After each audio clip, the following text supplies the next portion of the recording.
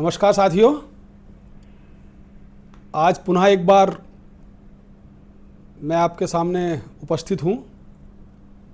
नए जो आपराधिक कानून बने हैं उनका तीसरा और बहुत महत्वपूर्ण कानून भारतीय साक्ष्य अधिनियम 2023, जिसको पहले इंडियन एविडेंस एक्ट के नाम से जानते थे। इसमें भी कुछ बड़े महत्वपूर्ण परिवर्तन किए गए, यद्यपि बहुत ज़्यादा परिवर्तन इसमें नहीं है। लेकिन यदि हम एक गुणवत्ता के दृष्टिकोण से कहें तो ये कह सकते हैं कि क्रांतिकारी परिवर्तन इसमें किए गए हैं। कुछ एजम्पशंस के बारे में इसमें चेंजेस हैं, नए एडिशंस हैं। डेफिनेशंस को ज़्यादा विस्तृत किया गया है। और जैसा कि हमने BNSS के बारे में जब चर्चा करते समय बताया था कि उसमें तकनीक को बड़ा महत्वपूर्ण स्थान दिया गया है, इसी प्रकार से इसमें भी उस उद्देश्य को पूरा करने के लिए जरूरी सुसंगत प्राविधानों को जगह दी गई है। इसमें सबसे पहले अगर हम बात करें तो डॉक्यूमेंट की जो परिभाषा है उसमें इलेक्ट्रॉनिक और डिजिटल रिकॉर्ड को भी शामिल किया गया है। इसी प्रकार से जहां बुक्स को एज एविडेंस माना जाता है, वहां जो डिजिटल बुक्स होंगी उनको भी एविडेंस की मान्यता दी जाएगी, साक्ष्य की मान्यता होगी।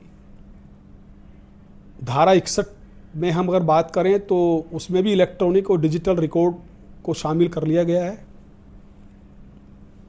डिजिटल सिग्नेचर को प्रूव करने का प्रावधान भी धारा 66 भारतीय साक्ष्य अधिनियम BSA 2023 में किया गया है।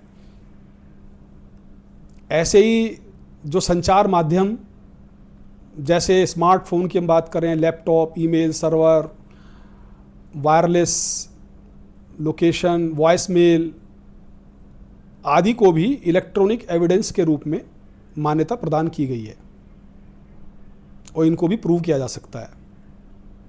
इलेक्ट्रॉनिक एविडेंस के जो एक्सपर्ट्स होंगे, जो इसको प्रूव करेंगे, जो इसके बारे में सर्टिफिकेट्स देंगे या डिजिटल सिग्नेचर को जो सिद्ध करेंगे, उनको भी धारा 45 का जो एक्सपर्ट ओपिनियन जो डिफाइन करता है उसके तहत इसको भी शामिल किया गया है।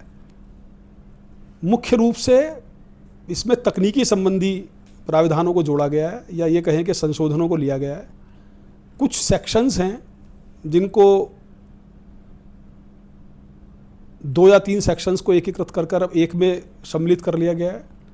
इसके अलावा कोई और उसमें परिवर्तन ज़्यादा नहीं किए गए हैं, लेकिन मुख्य रूप से टेक्निकल एविडेंस को शामिल करने के लिए, जैसा कि मैंने आपको पहले बताया था कि जो वर्तमान में अपराध की प्रकृति है वो एक नए तरफ का उसमें रुझान देखने को मिल रहा है। और जो अपराधी हैं, विशेषकर जो